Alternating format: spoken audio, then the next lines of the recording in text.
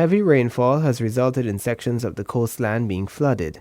At 4 hours, President David A. Granger summoned an emergency meeting of the cabinet to address the situation. The National Emergency Operations Center was activated, and all resources will be utilized to return affected areas to normalcy in the shortest possible time. It's an unusual situation, and therefore we have to act outside of the box. We have to think differently. We cannot just have a normal reaction, and this is why under my direction, the National Emergency Operations Center was activated to deal with this situation. This is what they were created to do, and this is what we're going to utilize all of the resources, not just state resources, but all of the other stakeholders, civil society, to deal with this situation.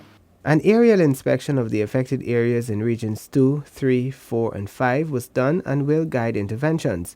From what was reported, additional and more specific information was needed, particularly in the areas of Region 3 at the Namstel, Leonora, and Iflot, and in Region 4, the areas between Ogle and Buxton. These areas, along with Georgetown, are the ones that are especially affected by the heavy rainfall. To facilitate closer inspections, teams have been placed on the ground to monitor and report on the situation. Minister Harman, who was part of the high-level team which included ministers of government, representatives of various critical state agencies, the Red Cross, and other organizations, explained that a very detailed response is being put together by these stakeholders. The government is very aware of what is taking place, that we are taking steps on behalf of the people to ensure that the people's lives are not disrupted in a prolonged way, that we will use all of the resources available to the state to bring them to bear on this situation so that the people's lives can go on as normal. The plan will concentrate on 3 essential areas: the disruption in national life, response to people who might be misplaced, and those who have damage to properties and other assets. It was reported that all sluices, pumps, and drainage canals are in working order, and teams from the Ministry of Public Infrastructure are at various locations to provide immediate emergency assistance if the need arises. With respect to the draining the land, we are doing everything possible. Right now the tide is low, all the sluices are working. 2 of our pumps require some work, which we activated our emergency measures. I have 3 teams of community workers on the ground to assist in any emergencies. So we're doing what we can. Unfortunately, because of the intensity of the rainfall, it will take us at least a while to get it off. We're considering the possibility of getting additional pumps from NDIA if possible, but remember that it's countrywide, not just Georgetown, so we have to drain the entire country. The government has committed to keep the nation informed as to the development of its plans and initiatives to bring relief to the residents of the flooded communities. Meanwhile, having gotten instructions from President David Granger prior to his departure to attend the summit of the Unions of Southern Nations in Brazil this morning, several ministers visited flood-affected areas in Georgetown. Minister of Business Dominic Gaskin and a team from his ministry visited and interacted with business owners and staff in the affected areas on Regent Street to have a first-hand look at the situation.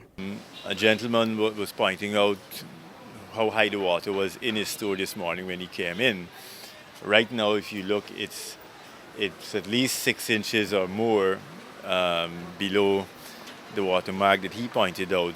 So the water is running off. I know previously we had situations where it was flooded and it remained, stagnant and filthy and not going down for more than 24 hours. So the cocos are open right now as we speak, and we are draining as you can see. So I believe some of the measures that have been put in place we're seeing the effect of those measures, but of course a lot more needs to be done, to ensure that this doesn't keep happening. The minister's visit was highly appreciated by the businessmen and women whom he engaged. In Seafield Sapphire, Minister of Social Protection Vola Lawrence, along with Junior Social Protection Minister Simona Brooms, interacted with several affected residents who explained their situation and asked for speedy intervention by the administration in bringing relief to them. They grade these fields, it was like cane beds and they grade them. So some part left with big, you know. It matters how much you put like earth in the land, like it just wash away. So the place keep going down all the time. Because the land wasn't like this, you know. So every time it rains, Yes, every time it rains, it's like this. Every time. So we glad that get the good road and the drainage, especially. You see my part here clean. I just always keep it clean, but then it make like to dig out, and go out to the main. Yeah. Thanks for coming in. Yes, we want to see firsthand what is happening with our people. Yeah. So we're on the move. We know that this was a neglected community. So we came here first, as a matter of fact, because we really want to see what conditions our people are under. Yeah, I understand. And I'm glad that y'all come to see at this point that what really we've got to go through. Meanwhile, residents of Festival City and North and South Georgetown interacted with Minister of Citizenship, Winston Felix, who visited the communities to assess the situation. I visited Lamaha Park, which is the scheme to our left here. The eastern end of Lamaha Park, the yards are flooded. From that block, a whole block coming towards where we are, the yards are completely flooded. I was in Festival City, and there is hardly a dry street. There is one dry patch, as you would see when we go through there. There is one dry patch, a short distance, but all the streets in Festival City are flooded without exception. The water has begun to recede slowly,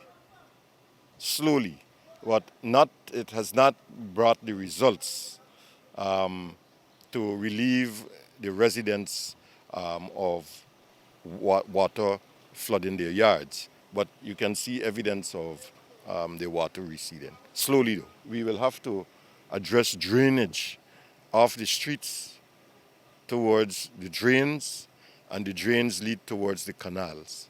And of course, once the cocos are open, it will pull the water out much more rapidly than we are experiencing right now. So it's a question of working the drainage, because we're low. We're going to get flood, but we must be able to have a drainage system that ensures that the water drains off the land quickly, and thereby relieve the residents of the problem of prolonged flooding in the yards. And on the east coast of Demerara, Attorney General and Minister of Legal Affairs Basil Williams has a look-see at the situation. Overall, residents have expressed satisfaction of the government's interventions, particularly with ministers visiting the various affected areas. Evidence of the water receding in most areas was also visible, as this was credited to the major cleanup campaign that commenced shortly after President Granger was elected to office.